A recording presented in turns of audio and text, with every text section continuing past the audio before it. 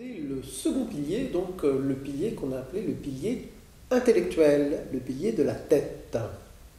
Le pilier de la tête, c'est on va utiliser tout son mental qui nous a été donné, notre esprit, notre façon de penser. Et là, avec notre mental, on va élaborer ce qu'on appelle une vision commune. C'est regarder dans la même direction, aller dans le même sens. Et pour ça, il faut y penser ensemble. C'est de se dire qu'est-ce qu'on a envie de vivre dans cette vie ensemble. Se poser pour avoir une direction, un sens. Alors ça, c'est quelque chose auquel on tient particulièrement et on l'a fait vraiment très spontanément au début de notre relation. Donc c'est simplement se poser, puis se demander mais finalement qu'est-ce qu'on a envie de vivre ensemble, et on est frappé quand on reçoit des couples de voir que cette question ne s'est jamais posée, comme si il suffisait de se rencontrer et puis il suffisait de gérer de la logistique ou des choses matérielles pour créer une vie.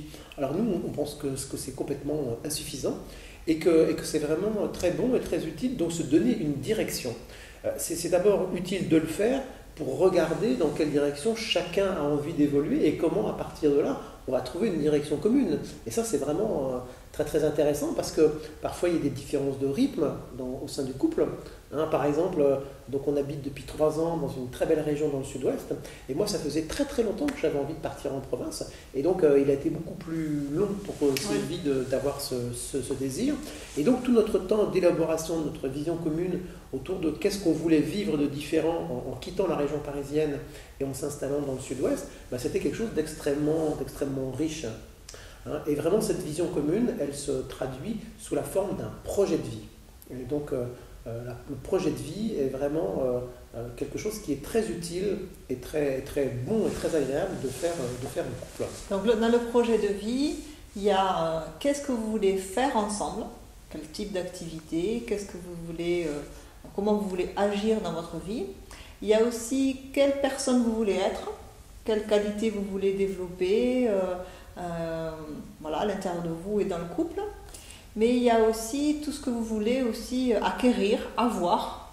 Est-ce que c'est par exemple une maison particulière, habiter dans un endroit très original. C'est vraiment réfléchir à tout ce contexte qui va vous permettre de vous situer le plus près possible de votre idéal de vie. Et c'est de passer aussi d'un quotidien où on prend la vie comme elle vient, on vit dans l'instant présent et c'est très bien, ça il faut le garder, mais utiliser ça, mais en plus avec une direction pour pouvoir voir un peu plus loin que ce quotidien-là et de ne pas être tout le temps dans cette routine où on a l'impression de vivre un peu un jour sans fin. Et sortir de ce un jour sans fin, c'est hop, mais qu'est-ce qu'on veut vivre vraiment et c'est quoi notre idéal. Et pour ça, il y a besoin de se poser, il y a besoin de se dire, bon, on arrête tout, là, on réfléchit, c'est comment on veut évoluer en fait.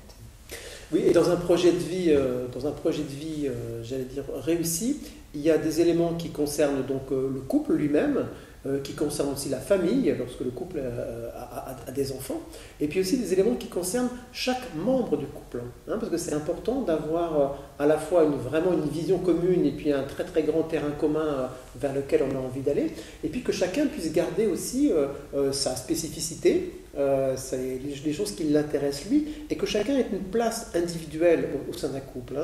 Nous, on dit souvent un couple qui fonctionne, c'est un couple où 1 + 1 = 3. Ça veut dire quoi? Ça veut dire qu'il y a un couple, il y a un homme, il y a une femme, et ces 3 éléments-là ont vraiment chacun d'entre eux ont une importance particulière et ont besoin d'être pris en compte dans le projet global.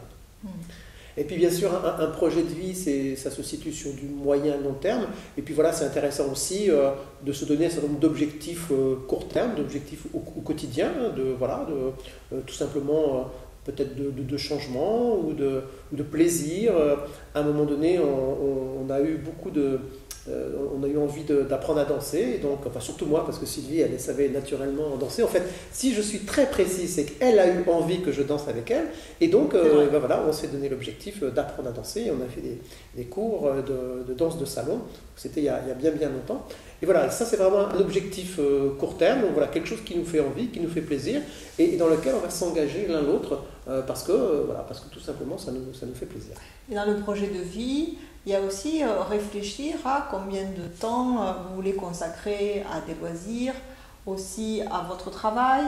Et c'est commencer à imaginer que c'est possible. Parce que parfois on rencontre des couples qui sont dans une forme de routine et qui pensent que ça va se dérouler comme ça jusqu'au bout et qu'on ne pourra pas changer grand-chose.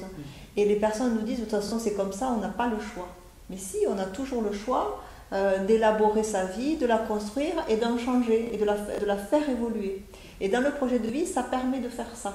Et de ne pas rester coincé dans un schéma qui finalement ne va pas nous correspondre parce que nous aussi, on évolue à l'intérieur, on n'a pas les mêmes envies. C'est vrai que nous, en ce moment, on est à la campagne, mais si ça se trouve, dans quelques années, on aura envie de mer. Et déjà on pense déjà à notre prochaine étape. Une fois qu'on aura bien fait le tour de la campagne, c'est vrai qu'on aura envie de se rapprocher d'autre chose. Et toujours, voilà, j'ai un peu une vision, quoi. J'ai un peu une vision. Alors, le deuxième élément du pôle intellectuel, c'est le fait d'avoir de la stimulation entre nous. Donc, qu'est-ce que ça veut dire la stimulation? Ça veut dire à la fois qu'on va s'enrichir de choses qui viennent de l'extérieur.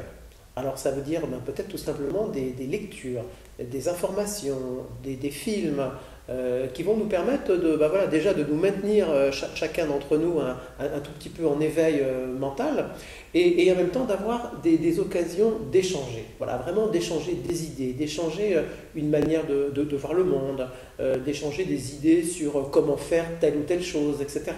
Et donc d'avoir vraiment une stimulation intellectuelle et de sentir qu'à côté de nous, il y a quelqu'un qui va aussi nous stimuler parce que lui-même réfléchit, lui-même il a des idées, il imagine, etc. Et donc ça, forcément, ça va venir vraiment nous nourrir. Et donc ça pose la question aussi, par exemple, de quelle place quelle place on donne, par exemple, à la télévision, en termes de temps, et puis surtout en termes de comment on la regarde et qu'est-ce qu'on regarde. Est-ce que la télévision, c'est déjà le truc qui nous en remet une couche de plus après une journée où on arrive complètement fatigué et sans énergie, et comme on est fatigué et sans énergie, on se remet devant une télévision qui va nous mettre encore moins d'énergie et nous donner une espèce d'illusion de repos? Ou est-ce qu'au contraire, à ce moment-là, on va regarder quelque chose qui va être bon et ressourçant parce qu'il va y avoir des belles images, et que ces belles images et qu'un bon reportage va nous donner l'occasion d'échanger sur ce qu'on a envie. Je me souviens qu'on avait regardé cette émission Échappée belle, et il y a longtemps, et en fait on avait vu un reportage sur le Pays Basque. Et vraiment, ça nous avait donné vraiment un élan formidable par rapport à notre projet de changement. Parce qu'on s'était dit, mais là-bas, il y a une qualité de vie vraiment superbe. Et là, pour le coup, il y avait vraiment une stimulation intellectuelle, mais en lien, bien sûr, avec les émotions. On fait pas trop de... Il ne s'agit pas de... On sépare les choses, je dirais, de manière pédagogique. Mais en fait, tous les éléments sont complètement liés. Oui, puis ça fait faire aussi des nouvelles expériences. Braver aussi un peu des peurs. Nous en ce moment on réfléchit à sauter en parachute, voler un peu au-dessus du Gers puisqu'on a envie de voir cette belle région, et pareil, ça nous permet d'avoir de la stimulation et ça nous permet de braver un peu des choses qui nous font peur, c'est ça en fait aussi. Et de ça on va se rappeler quand on sera à la fin de notre vie, on pourra se dire, mais tu te rappelles, on l'a fait, on a sauté ensemble, c'est formidable. Voilà, toujours cette stimulation pour que ça ne soit pas toujours pareil, quoi. Il y a un côté étonne-moi, étonne-moi Benoît, étonnons-nous, ayons cette curiosité. Voilà, c'est le mot que j'allais utiliser, c'est-à-dire qu'on vit dans un monde qui est absolument formidable, qui nous offre un potentiel, un réservoir d'expérience et de connaissances illimité, quoi. Et donc, pourquoi on reste toujours dans un petit périmètre, si on commençait à voir les choses sur un grand périmètre et se donner accès, à la fois à la beauté du monde et puis à ce qu'il nous permet. Dans le pilier intellectuel aussi, il y a vraiment le partage esthétique. La culture, aller voir des expositions, aller écouter de la musique ensemble, s'intéresser, connaître les choses. Par exemple, je suis un fanatique de Sting, le musicien anglais, créateur de Police. Je suis un très très grand fan, et donc j'entraîne de temps en temps ma chérie pour voir des magnifiques concerts sur YouTube, et donc et je lui explique plein de choses sur cet artiste que je connais bien, et voilà, ça m'enrichit. Et puis actuellement la grande Le grand centre d'intérêt de Sylvie, c'est tout ce qui traite à l'alimentation et de comment on se crée une alimentation positive et énergique. Et donc voilà, elle m'emmène aussi sur ce terrain, donc, voilà, qui est un terrain que je découvre, mais j'ai beaucoup de plaisir à le découvrir à ses côtés. Hein, ils sont vraiment intéressants dans un couple, comment on peut être l'un et l'autre à différents moments initiateurs, montrer, entraîner l'autre dans son terrain, et puis suivre. C'est ça qui devient vraiment très, très, très enrichissant. Oui, parce que parfois on découvre des couples qui disent on partage plus grand chose ensemble, lui il a son rugby, moi je fais autre chose, et du coup il n'y a plus de points communs, et on s'éloigne, et on ne fait pas non plus l'effort, ou on n'a plus l'intérêt pour aller sur le terrain de l'autre, pour découvrir, tiens il fait plus de randonnée, tiens si j'allais marcher, même si je ne suis pas une fan de la marche, mais bon je vais essayer, je vais regarder, et il n'y a plus ce oui, il y a ce non qui arrive, et du coup ça bloque à un moment donné. Hein. Donc ce mot curiosité, ce mot aussi se laisser surprendre, aller dans des zones qu'on ne connaît pas, ça fait vraiment partie de la réussite pour nous, hein. Vraiment, vraiment, vraiment. Curiosité et partage, voilà, et puis aussi zone personnelle pour chaque membre du couple. Bon, moi je sais pas, moi je m'intéresse beaucoup au vin, je lis beaucoup de choses, je bois un petit peu de vin de très bonne qualité, et donc je m'intéresse beaucoup à ça. Bon, Sylvie c'est pas trop son truc, voilà, mais c'est pas grave. Donc voilà, moi c'est un domaine plus personnel que je vais partager avec d'autres personnes, et puis Sylvie aussi à ses zones personnelles. Mais il y a vraiment voilà, on a vraiment, en tout cas moi j'ai vécu dans mon couple précédent qu'à un moment donné les zones d'échange personnel, plus ça allait, plus elles se rapetissaient, et puis à un moment donné voilà, on aboutit à ce qu'il n'y ait plus rien, quoi. Il n'y a plus rien. Voilà. Tout à fait. Et par rapport au vin, c'est pas tout à fait vrai, puisque je bois aussi un petit peu de vin, très peu, mais bien. Voilà. Et par contre, il faut vraiment, maintenant, il faut que ça soit vraiment une exigence tout à fait remarquable. Posez-vous la question, où en êtes-vous de vos centres d'intérêt commun? Posez-vous la question, quelle va être votre prochaine stimulation? Posez-vous la question, où vous en êtes par rapport à vos projets de vie?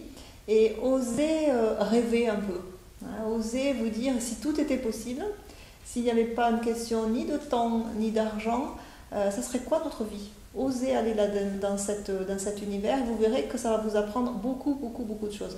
Parce que souvent, on se censure, on dit oui mais c'est pas possible, oui mais on n'a pas d'argent, oui mais on n'a pas le temps, et du coup, hop, tout se referme. Donc osez vous poser, partez un week-end, partez à la campagne, partez à la mer, et posez-vous ces questions en fait. Voilà, ça c'est vraiment quelque chose qu'on vous conseille et qui ouvre l'espace du cœur, du partage, de l'intellectuel, et vous allez plus loin.